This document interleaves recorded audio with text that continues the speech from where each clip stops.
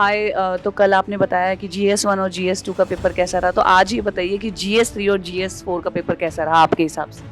मेरा तो अच्छा गया है। अच्छा गया। हाँ, बट पेपर की बात करें तो GS4 जो है पिछले बार के मुकाबले इस बार थोड़ा शॉर्ट था, ज़्यादा लेंदी नहीं था। Last time it was very lengthy but this time it was short. और GS3 ईज़ी थे बट 2-3 क्वेश्चंस टफ थे। Overall it was easy but 2-3 questions tough थे और ज़्यादा लेंदी नहीं था। GS3 विच शॉर्ट ही था। इस बार यूपीएससी प्रिसाइज थोड़ा सा था क्वेश्चंस।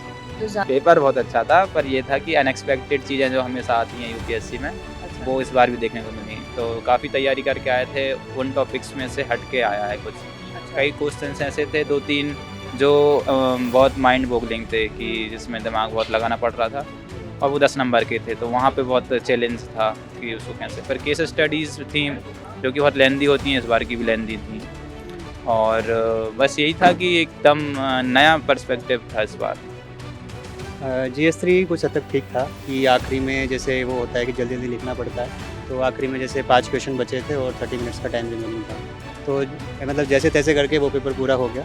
एथिक्स का थोड़ा सा ठीक चल रहा था, लेकिन आखिर में आके कुछ ऐसी स्पेसिफिक चीज़ें पूछी थी कि जिनका आपको स्पेसिफिक एग्जांपल्स देना था। तो वो स्पेसिफिक एग्जांपल अगर आपको याद आ रहा है तो आप उस क्वेश्चन को करके निकल जाओगे, अगर नहीं आ रहा है तो फिर आपको इशू हो जाएगा, क्योंकि वो क्वेश्चन आप जस्टिफाई नहीं कर पाओगे, फिर उसमें कुछ भी लिख के फिर आपको मार्क्स नहीं मिलेंगे। मतलब ज़्यादा घुमा दिया इस बार। हाँ, तो थोड़ा सा एक तरीके से स्पेसिफिक चीज़ें ज़्यादा पूछी थी। GS3 में भी स्पेसिफिक चीज़ें ज़्यादा थी, तो कुछ भी लिखने से नंबर नहीं मिलेंगे। तो आपको फोकस करना पड़ेगा कि बिल्कुल आपको टू द पॉइंट लिखो, और आपने 3 पॉइंट लिखे, 4 पॉइंट लिखे तो भी आपका ठीक है।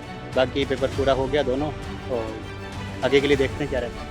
मतलब किस पे फोकस, लाइक करंट पे ज़्यादा थे या फिर स्टैटिक ज़्यादा क्वेश्चंस थे? दोनों से थे, करंट भी था, स्टैटिक भी था। करंट के क्वेश्चन थे, चंद्रयान पे थे, और इंटरनल सिक्योरिटी के भी क्वेश्चन जो रीसेंट हैपनिंग्स हैं उससे रिलेटेड था, जैसे ड्रोन्स का यूज़ इन टेरर एक्टिविटीज़। और so it was a mix of both static and current affairs. GS4 में पूछे तो करंट तो ज़्यादा कुछ नहीं था। नॉर्मली एथिक केस स्टडी थी, शायद वो जोशीमठ को लेके थी, वो भी उसमें भी घुमा रखा था कि वो एग्जैक्ट जोशीमठ पे नहीं था। तो GS4 में कुछ भी करंट से स्पेसिफिक मुझे नहीं लगता कुछ था, सारा स्टैटिक को कवर कर रहा था। GS3 में भी नहीं कह पाऊँगा, मतलब नॉर्मली करंट स्पेसिफिक कम था, मुझे थोड़ा ऐसा लगा। कौन सा सबसे ज़्यादा डिफ़िकल्ट सवाल आपको ऐसा लगा अपने हिसाब से? डिफ़िकल्टी लेवल ये सच नहीं था, बस वो थोड़ा सा स्पेसिफिक क्वेश्चंस ज़्यादा पूछ रहे थे, तो उससे कुछ बढ़ जाता है डिफ़िकल्टी, क्योंकि अपन नॉर्मली पढ़ते हैं, जनरली चीज़ें पढ़ते हैं, तो स्पेसिफिक उसका आंसर में 5 पॉइंट लिखना एक टास्क बड़ी हो जाती है, तो और वो भी कम टाइम में दिखना, तो फिर थोड़ा सा इशू हो जाता है, तो इससे हार्ड हो जाता है। सवाल तो थोड़ा ऐसे देखिए, मोरल इंट्यूशन पे एक एग्जांपल याद नहीं आ रहा था, मोरल रीजनिंग पे एक्चुअली थोड़ा सा महाभारत को लेके भी सोच सकता था, सोचा भी, लेकिन वो टाइम कंस्ट्रेंट था, तो थोड़ा सा इतना याद नहीं आ पाया, तो उसको एज ए जस्ट एक तरीके से थोड़ा सा लिख के पूरा किया है। पेपर 4 का जो फर्स्ट पार्ट था, सेक्शन ए था, उसमें कुछ थियोरेटिकल क्वेश्चंस थे जो थोड़े एम्बिग्यूअस थे, स्ट्रेट फॉरवर्ड नहीं थे, तो वहाँ पे बहुत ही ज़्यादा सब्जेक्टिविटी हो गया आंसर्स में, तो वो थोड़ा डिफिकल्ट पार्ट था। That will decide who will get more marks and who will get less marks. और पेपर 3 में? पेपर 3 में 2-3 क्वेश्चंस बहुत स्पेसिफिक थे, तो बाकी सब क्वेश्चन तो बहुत जर्नलिस्ट थे, तो हर कोई मोरलेस एक जैसा ही लिखेगा, बट जो स्पेसिफिक क्वेश्चन थे उसका प्रिसाइज आंसर्स जो लिखेगा उसको ज़्यादा फ़ायदा होगा। Like there were questions on certain acts और regulations, legislations pass by government, तो प्रिसाइज लिखना वहाँ पे ज़्यादा सही रहेगा। हाँ, GS4 और GS3 तो हमेशा डिफ़िकल्ट आता ही है कंपैरिजन अदर सब्जेक्ट के। इस बार GS4 थोड़ा सा ट्रिकी था। हाँ, एक इस बार थोड़ा टफ कह सकता हूँ मैं। तो आपने टाइम मैनेज का कैसे किया आज? टाइम मैनेज मैंने 2-3 क्वेश्चन जो मुझे टफ लग रहे थे उनको कॉम्प्रोमाइज़ किया, उनमें मैंने ज़्यादा नहीं दिमाग लगाया, कम सोचा, कुछ भी लिख दिया।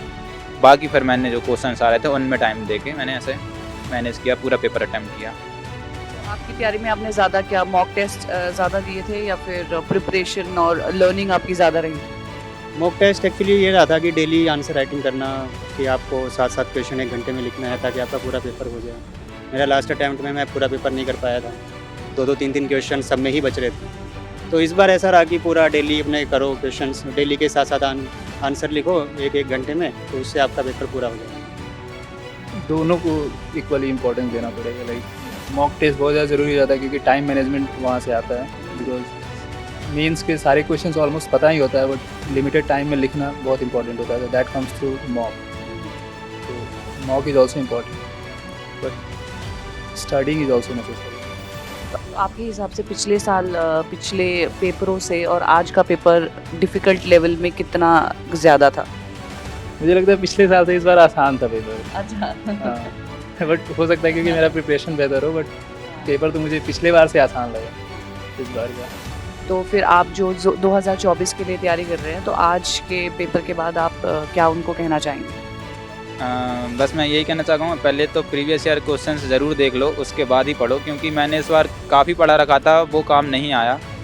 बस प्रीवियस ईयर क्वेश्चंस एक डायरेक्शन बताएंगे, जैसे आज का पेपर था, उसे देखने के बाद पढ़ो। ऐसे कोचिंग वाले या जो मटेरियल बता रहे हैं वो सही होगा, लेकिन पहले PYQ देखो, उसके बाद पढ़ो। टेकअवेज यही है कि कोई भी चीज़ आप पढ़ो उसको तो लिख लो, अपने नोट्स बना के रखो कि आपको एंड टाइम पे वो चीज़ें ना रहें कि आपको याद नहीं आ रहा। और स्पेसिफिक चीज़ें पूछते हैं तो उसका कुछ कर नहीं सकते, लेकिन जितना हो सके जो चीज़ आप पढ़ रहे हो उसको अच्छे से समझ लो, उसको डायमेंशंस में सोचो अलग अलग, और उसके साथ पढ़ो और लिख लो, साथ साथ लिखते रहो, ताकि आपका पेपर भी पूरा हो जाए और काम भी चले। Time management is very important.